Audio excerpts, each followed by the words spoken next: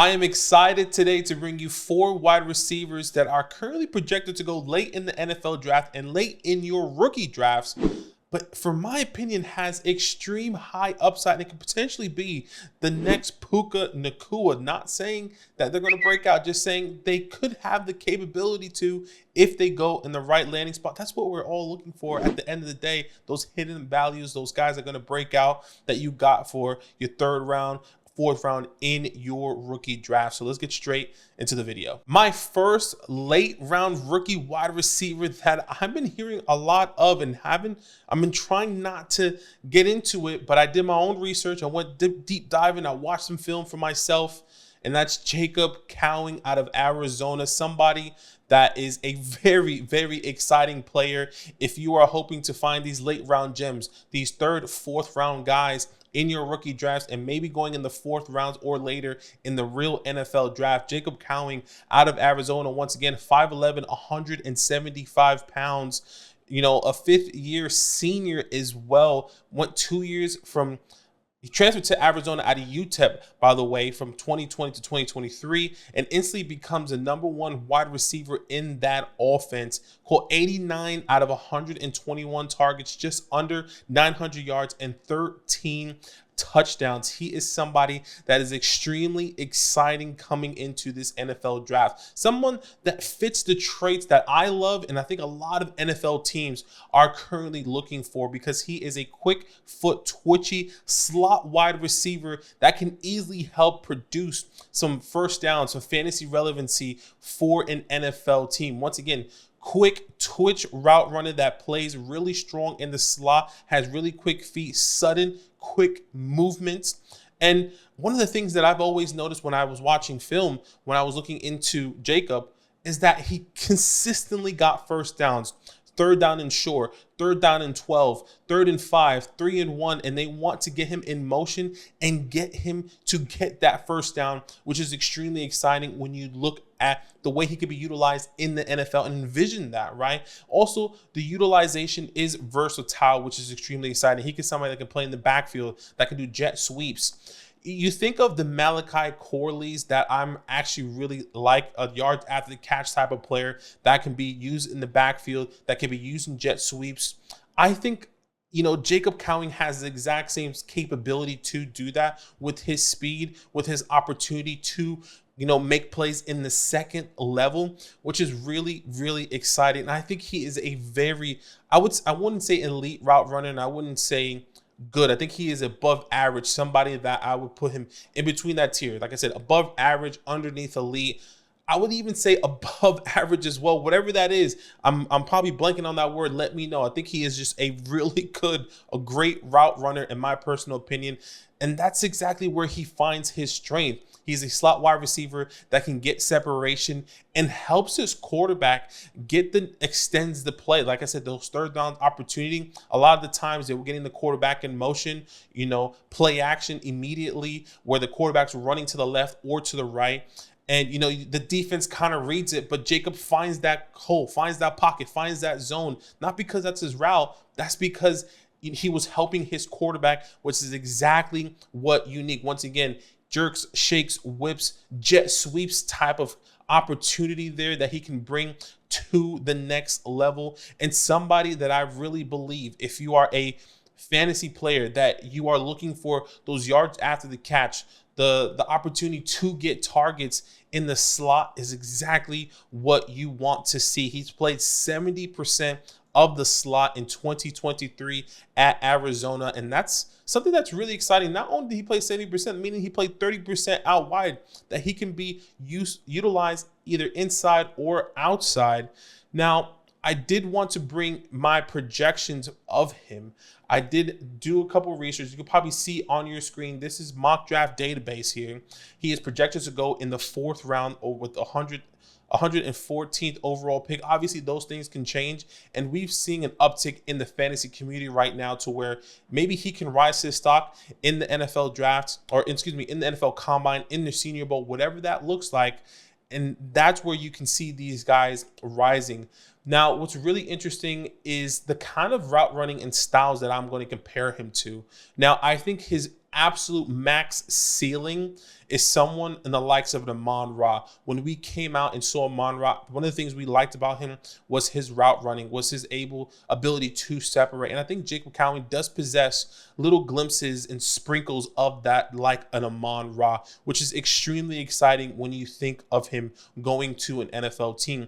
Can he go to the Carolina Panthers, who had one of the worst separations out of wide receivers? Does he go to the Cincinnati Bengals, where T. Higgins doesn't re-sign and takes over that Tyler Boyd slot role, which we've seen him have a lot of upticks? They let T. Higgins go. They maybe get a tight end in the offseason, or Ja'Tavion Sanders, and they draft a Jacob Cowing and say, you know what, let's lead with some of these guys. This goes to the Chargers. Chargers need a lot of playmakers. Maybe the Chargers could work when they get rid of the slot, the slot king in Keenan Allen. But I can understand Malik Neighbors is essentially projected to go there. Look, so many opportunities, so many things that Jacob Cowing can do. And once again, I believe he's going to continue to rise as we get closer and closer to the NFL draft, which may not make him a sleeper by that time. But right now, I want to get my foot in the door ahead of a lot of people in the community and say, you know what, keep an eye on him,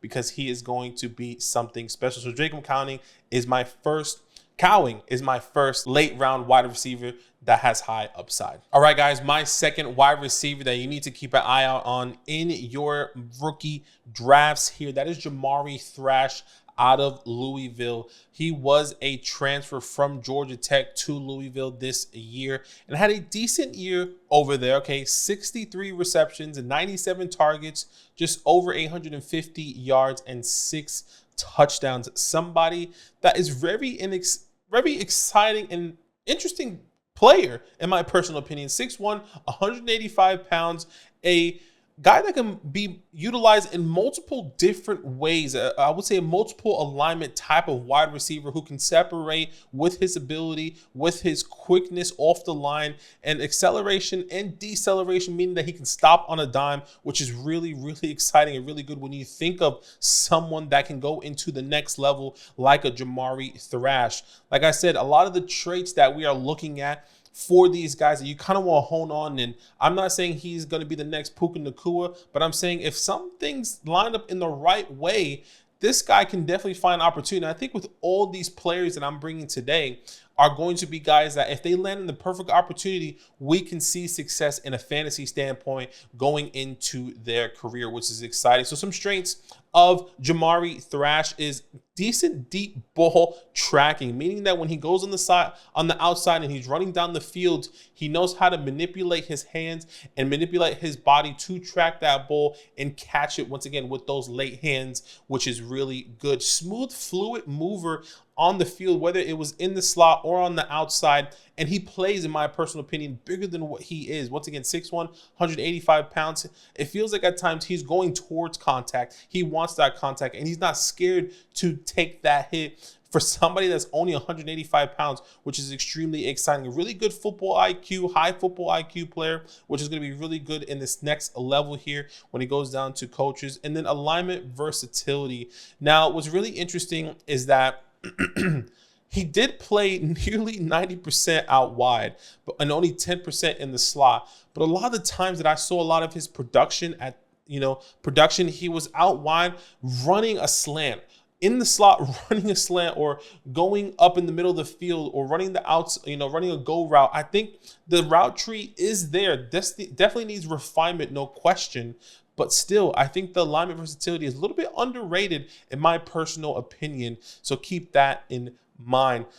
Look, once again, smooth route runner, smart choices, high football IQ. Obviously, there's always room for improvement. I don't think he has that elite speed in the next level when he does go down the field. I think sometimes defenders, he can get bullied off defenders a little bit because he is not fast enough, right? They're catching up to him and they close that gap, and it's not what you hope and expect it to. But still, at times, he does get off the line really quickly, which is really exciting. That's why I say really good opportunity here. At the moment, he's currently projected to go in the 4th round of the NFL draft. He's currently ranked 120th on Mock Draft Database, as you can see. Now, there are a couple teams and a couple players that I do believe that can, that he could fit in quite a interesting way. And one of the first things that did come to mind are the Pittsburgh Steelers. The Pittsburgh Steelers, you know, he kind of reminds me of Deontay Johnson. Deontay Johnson, if I'm not mistaken, Deontay Johnson is 5'10", 183 pounds. He is a taller and same way. I wouldn't say he is more like a good route runner like Deontay Johnson. I think Deontay Johnson is a better route runner, obviously, because he kind of established himself, no doubt about it. But if Jamari Thrash can kind of build up his portfolio with his route running, his route tree, and everything that he can do at the Senior Bowl and build his stock, I can see a ceiling like a Deontay Johnson for the Jamari Thrash, going to somewhere like the Pittsburgh Steelers, going somewhere like the Cincinnati Bengals that can be the wide receiver 2. Now, I'm not saying he is projected to be a wide receiver 2 in the NFL, but if he does get that capital, if he does become somebody that an NFL team likes, I would not be surprised if we see him going, once again, maybe late 3rd round, 4th round, still with good draft capital, or a perfect opportunity. I mean, you think of Puka, who went in the 5th round, yeah, if I'm not mistaken, 5th or 6th round to the Rams, and clearly the NFL just completely missed on him. But the perfect opportunity is what we're looking for. We're looking for the ability to land in a spot where you can go up and step into, once again, opportunity, and that's exactly what Puka Nacua did, which is extremely exciting here. So Jamari Thrash is somebody that you need to keep an eye on. All right, guys, before we get into my third player, go to flockfantasy.com/land, the best place to support what Zach and I are doing here. If you want to get our 2024 rookie scouting report, once again, go to flockfantasy.com. Here is a little example of Marvin Harrison Jr., where you see pro attributes, our rankings, our pro comparisons, right? You mean the RSA scores and so much more. And that's going to be upgraded in the version 2, which is coming out on February 1st, not only with Marvin Harrison, but so many new players that we haven't scouted yet in our version 2, and so much more. You get the fantasy hotline, personal DM to Zach and myself, our rookie rankings, and so much more. Once again, flockfantasy.com, the best place to support what Zach and I are doing here. Let's get straight into my next player. All right, my third wide receiver on this list is Javon Baker here, 6'1", 205 pound, out of UCF, a former 5-star recruit. Now, correct me if I'm wrong. I've seen a couple of websites that said 5-star and 4-star. I'm going to give him the benefit of the doubt and say he's a 5-star recruit. Comment down below. But somebody that I believe has a really good combination of high level route running and ability to do things that a lot of wide receivers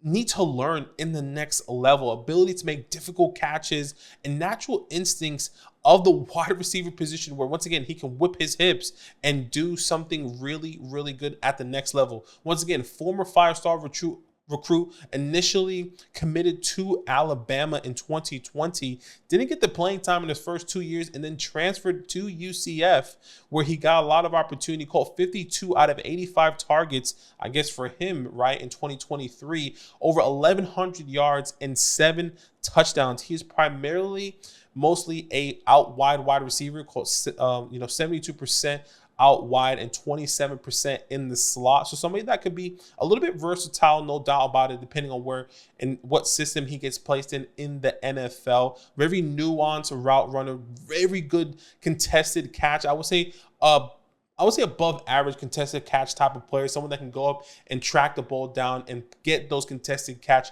opportunities, which is really, really good. Now, look, he doesn't have that long, deep ball speed, but somebody that can manipulate defenders at the line of scrimmage because of how good his route running is. I kind of mentioned whipping of the hips. What I mean by that is when he's running and doing his routes, that means he can stop on a dime, whip his hips around, and catch that bullet that is going to him. Think about Stephon Diggs when he runs his route and he's running and then he stops like that, right? And he catches the ball right on once again, whipping his hips and catches a pass from Josh Allen. Not comparing him to Stephon Diggs, just saying that's something that he can do when you watch his film, which is really exciting. A lot of traits that Javon Baker has, he is already possessing at the collegiate level, and he's just going to be elevating it at the next level going to the NFL. Once again, not the best deep ball contested catch, and not the best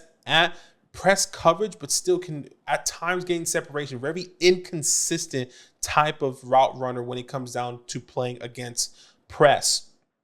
Now, he is considered at the moment, according to mock draft database, a 6th-round draft pick, but somebody that I can see step up and be a decent wide receiver if you do need, right? If you do need somebody that can be a playmaker instantly. Does he go into the right scheme? Does he become somebody that, that can contribute? I'm not saying he's going to be a wide receiver 1, a wide receiver 2, maybe more of a wide receiver 3. I kind of think of him as a Tyler Boyd, right? 6'1", 205 pound. Tyler Boyd is similar build, a wide receiver 3. He's somebody that's going to be stepping up when someone goes down, and that's exactly what you want to see here with Javon Baker. Somebody that can easily rise his stock as well at their Senior Bowl. So definitely keep that in mind. Once again, projected in the 6th round, and somebody that, once again, you need to keep an eye on in your rookie drafts. All right, my 4th wide receiver that you need to keep an eye on, guy that I really, really like, and I think is getting a lot of hype in the NFL community right now, in my personal opinion,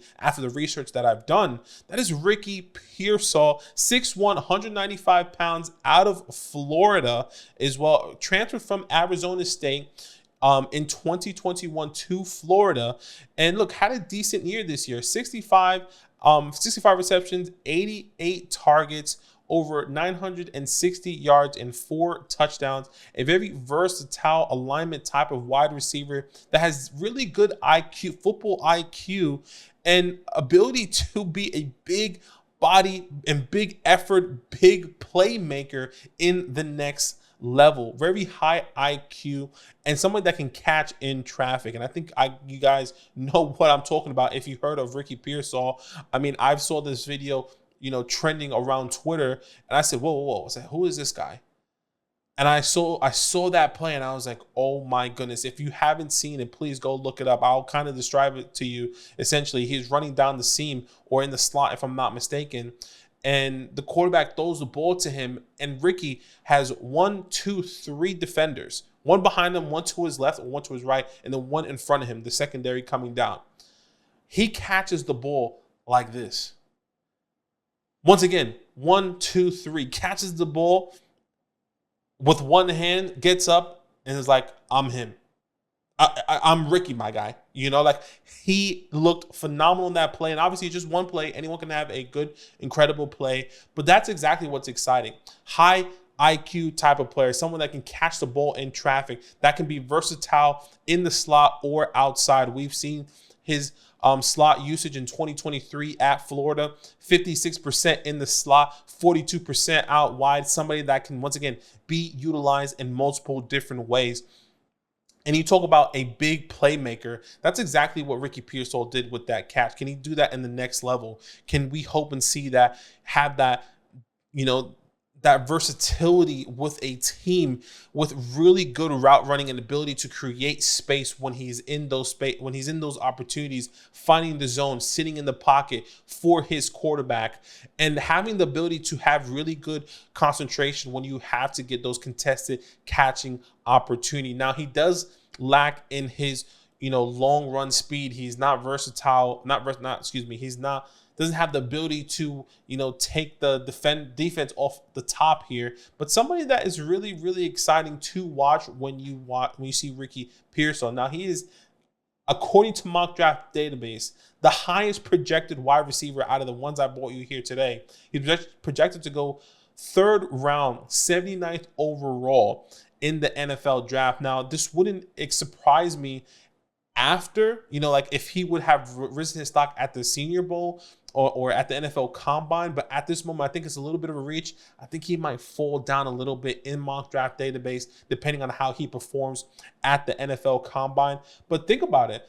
Think of him going to the Broncos, right? You think of Jerry Jeudy walking on Cortland Sutton, somebody that Sean Payton likes to go and draft. That is somebody you can see. The Falcons, I know there's a lot of mouths to feed, and we don't love the Falcons, but the wide receiver 2 over there, that can be really interesting.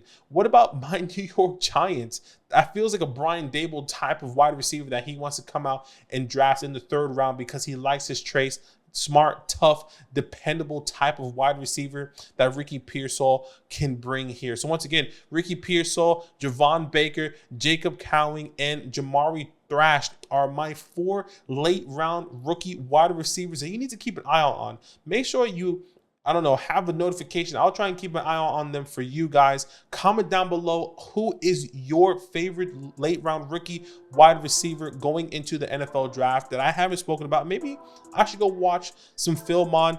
So once again, appreciate you guys. Like, comment, and subscribe. And as always, it's all up. Now that those idiots are done talking, who needs some rankings? Hell yeah, I need some rankings. Then use promo code LAND, L-A-N-D, for 30% off any membership at flockfantasy.com. Oh. It's so easy, even your grandma could scan that QR code right there.